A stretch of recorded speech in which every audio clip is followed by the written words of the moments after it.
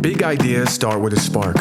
At Tassis, we use that spark to ignite the fire in ourselves and our kids. So with the trust we build and the knowledge we share, we can grow together and stand tall, creating opportunities to advance in business while setting an example for the next generation. Whether you are starting fresh in Portugal or expanding globally, we're here to support each other. This is more than a network. We are a community that sets the examples for the leaders of tomorrow. Join Tassis Paris business community and share your knowledge and insights. Scan the QR for more information. See you there.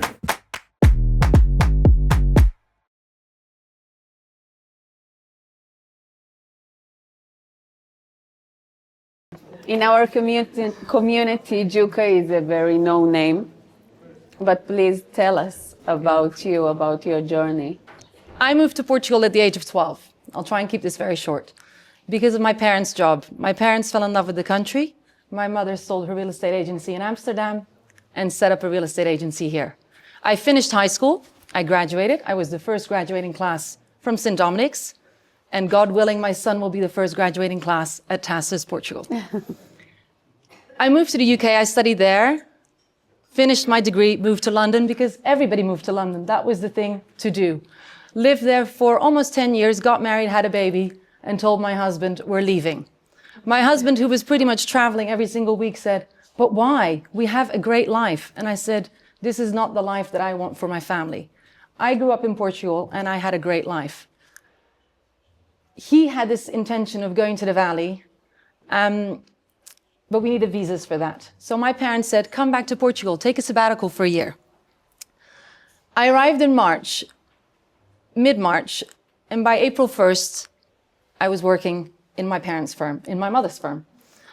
Oh, come and help out. Just help us out a bit. Do a bit here, do a bit there.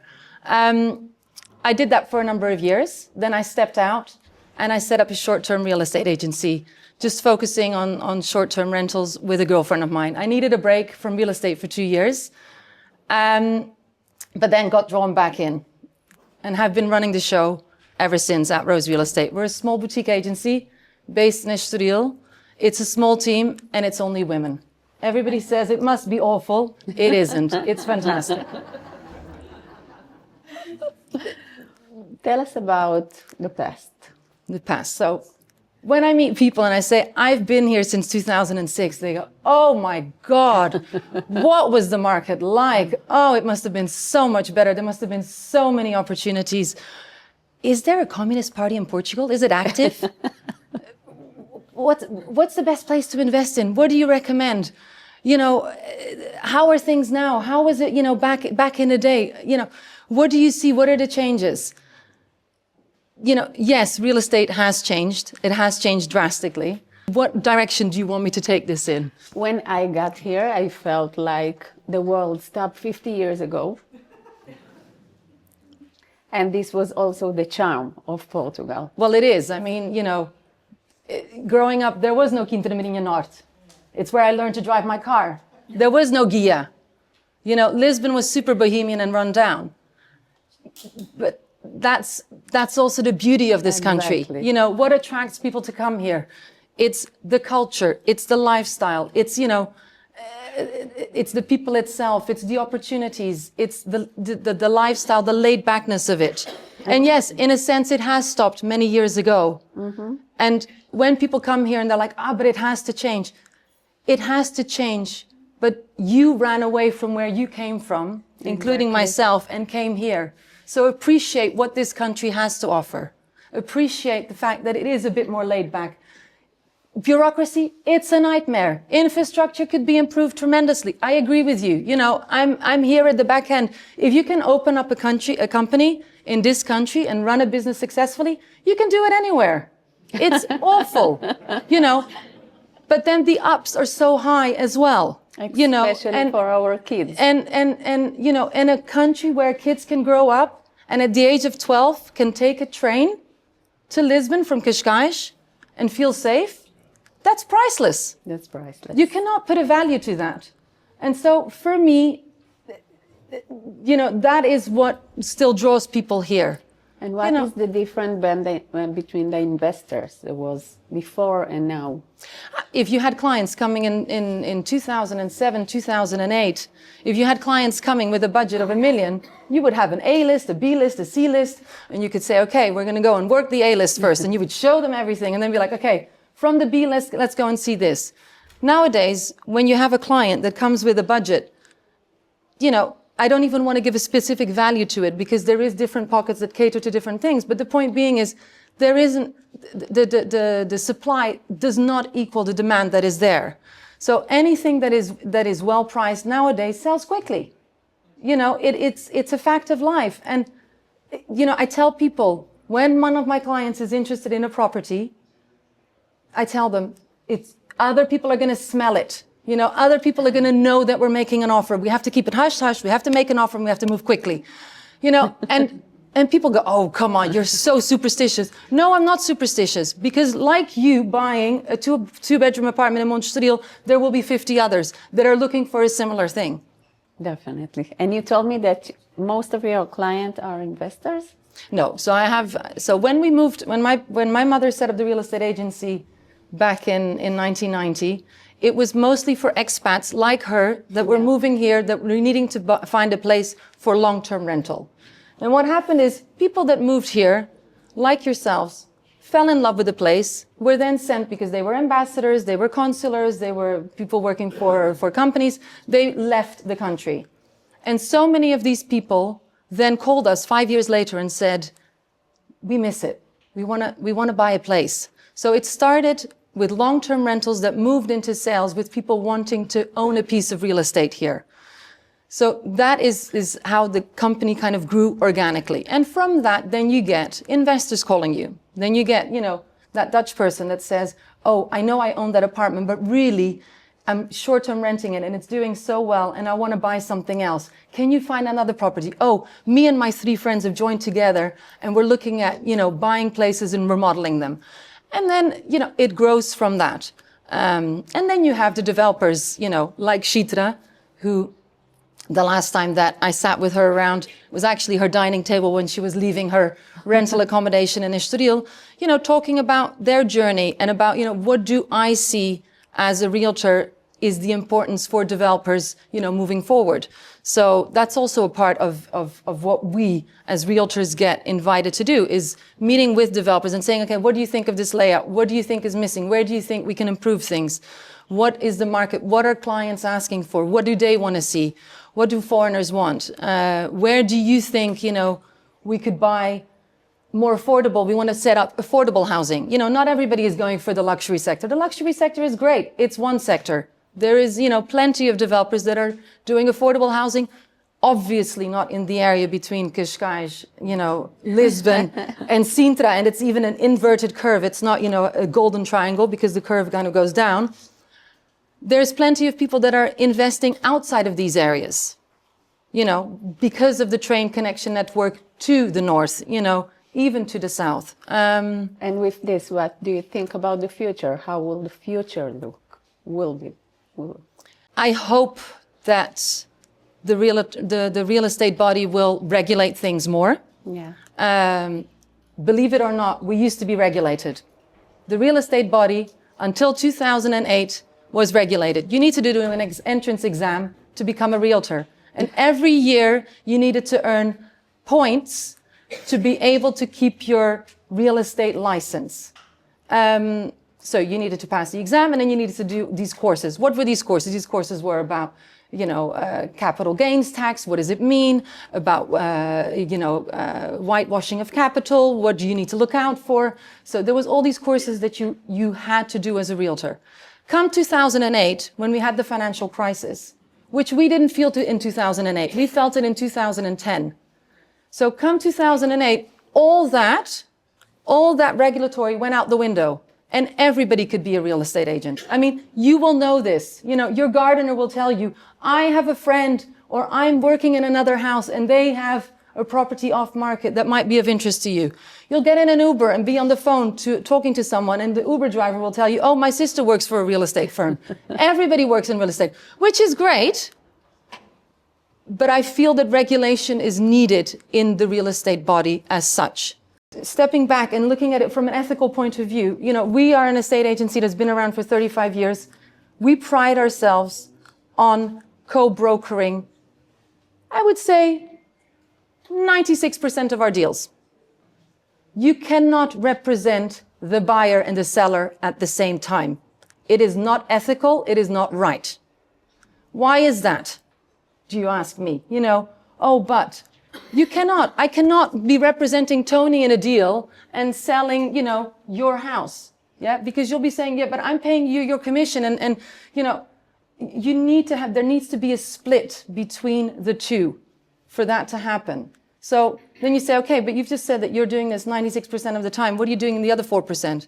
I can tell you that there is a big black wall in that office, and those two people during that deal will not be speaking to one another ever about that deal, because it's not right and it's not good.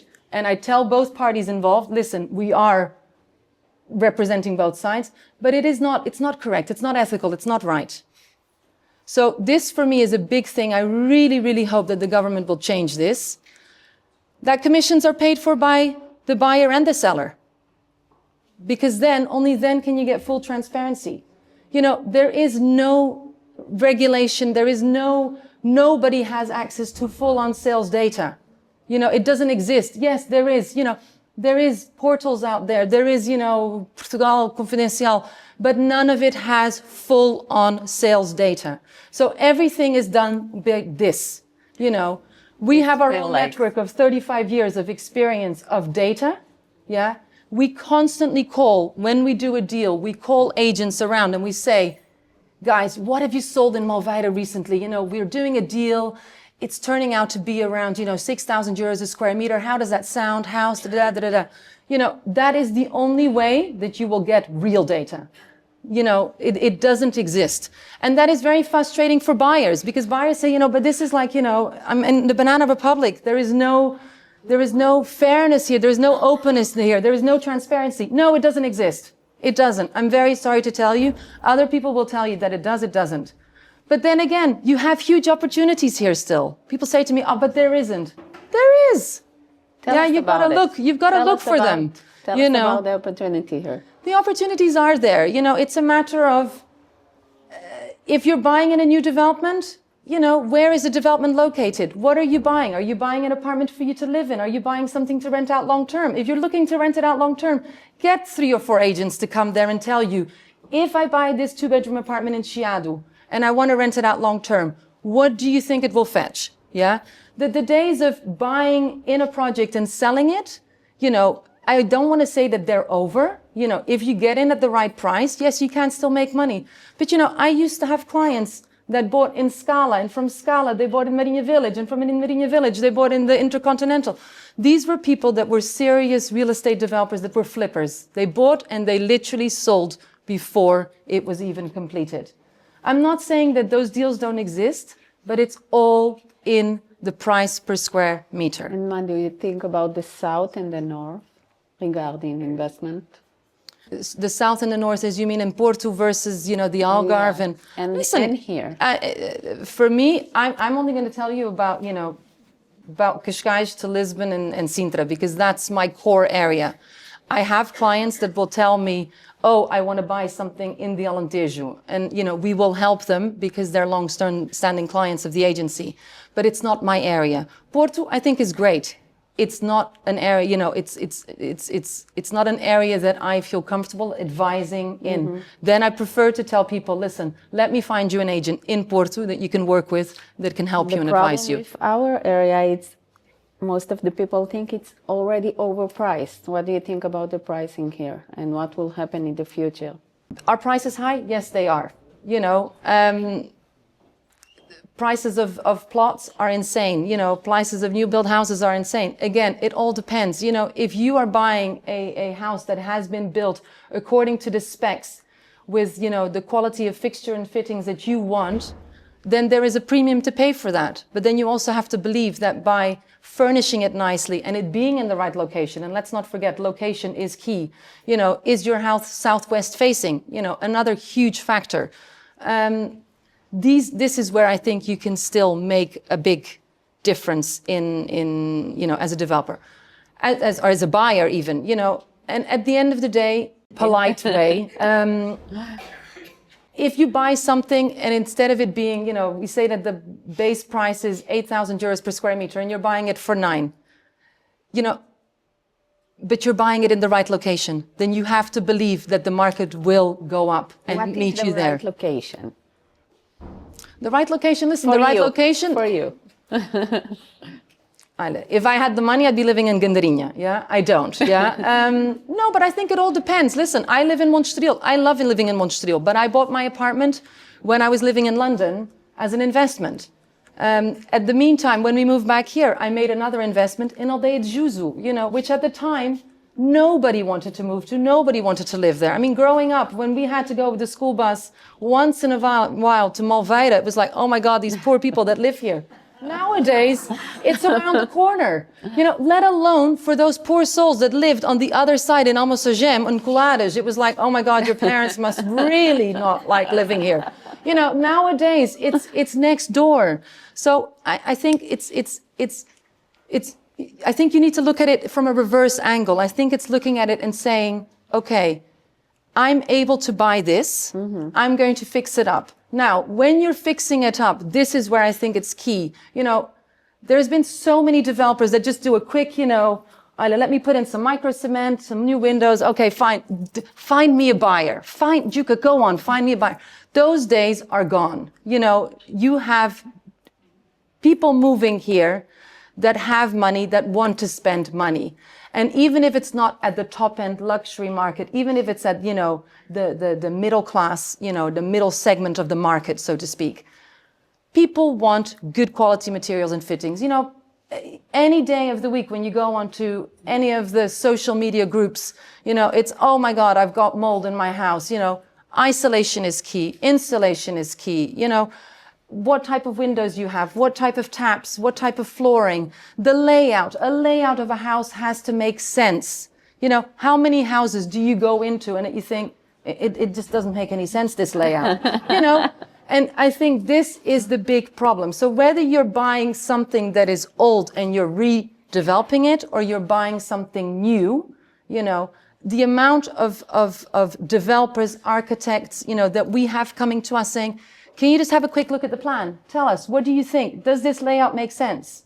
It's like, the top formula is 4 bedrooms upstairs. So not 3, try and get 4 in there. But if you're going to make the bedroom small, don't, then just stick to the 3 bedrooms. So these are things, what is luxury? And the thing is we are a very new country.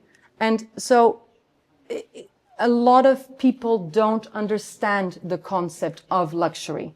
They don't know what that means. So I think it's luxury is key. I think fixtures and fittings, layout, development, quality of materials used. I think, and location. Location remains key. Location is key everywhere.